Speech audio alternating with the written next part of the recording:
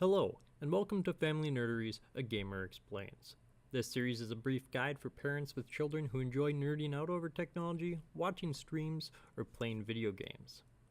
In these videos, I'll provide you a brief overview of the game, its basic objectives, why it may be appealing, as well as some information on some of the top streamers who are playing that game. Any feedback or requested videos, please post in the comments below, and we'll do our best to feature them in upcoming videos. On episode 1 of A Gamer Explains, we'll delve into Riot Gaming's MOBA giant, League of Legends. League of Legends is considered a multiplayer online battle arena, in which up to 10 players are competing in a restricted area to complete objectives as part of a team. Players control a single champion within the game, selected from a pool of over 100 different champions. The ultimate goal?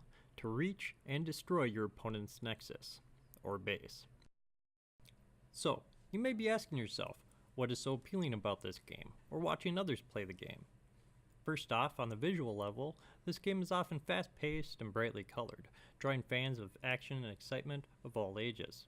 The game is competitive in nature, and is often featured in various esports tournaments where professional teams with contracted players all compete for points, standings, or in a bracket format. The fact that there's such a high level of play, yet almost anybody can pick it up and learn the basics, leads us to our next reason that many people enjoy watching League of Legends streams and videos: to improve their own gameplay.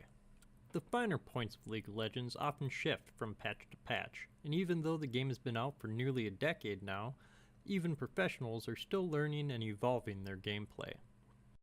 An unintended side effect to the competitive nature of League of Legends is that emotions often get involved, and anger issues run rampant. This toxic environment isn't specific to League of Legends though, and is seen regularly through any competitive game where people have to rely on other people in order to progress or win. I've heard rumor of players in these competitive games who are unfazed by such emotion, but I have yet to see one, myself included. Those who are intent on remaining rage-free often attempt to do so by completely muting all other players in the match. That toxic. The flip side to this is that watching people rage at the video game often comes in the form of entertainment. Whether you're a troll or you just enjoy other people's misery, this brings us to our next section. Popular streamers.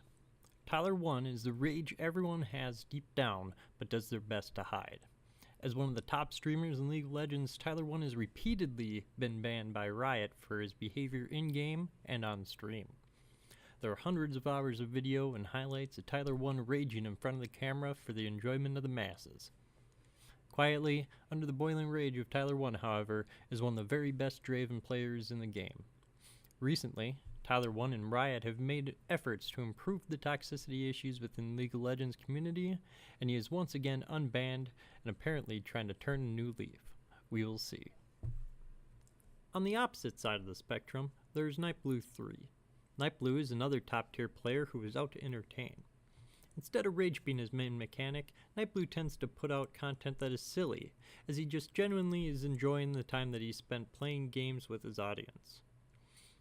As is standard for League of Legends, even this brings with it a certain level of toxic content, either by trolling around games with low-caliber players or the way that he taunts his opponents during his gameplay. Overall, one of the more entertaining streamers, personalities, but still manages to enrage just as many people with his antics as Tyler1 does. I'm a Cutie Pie is a former competitor of the pro circuit on League of Legends. He's a laid-back streamer who talks his viewers through his thought process as he goes. As with any League player, the occasional assault may enter the fray, but as a parent, my only concern is the casual swearing. I'm a Cutie Pie is amongst the least toxic players in the game, and has a great many viewers that enjoy his content. Considered by most to be the world's premier mid laner, SKT's Faker is what many strive to be. A master of his game, he's earned some of the largest contracts in esports history, and has made it obvious why in one professional platform or another. A native of South Korea, his streams and videos often present a language barrier, but for those who are wanting to improve their game, this is the guy to watch. League of Legends is a high-paced, action-filled game with very little downtime compared to most other games. The personalities who play it range greatly, as it's one of the most popular games in the world. But along with such a high variance within the player base also comes uncountable types of toxicity for those playing it.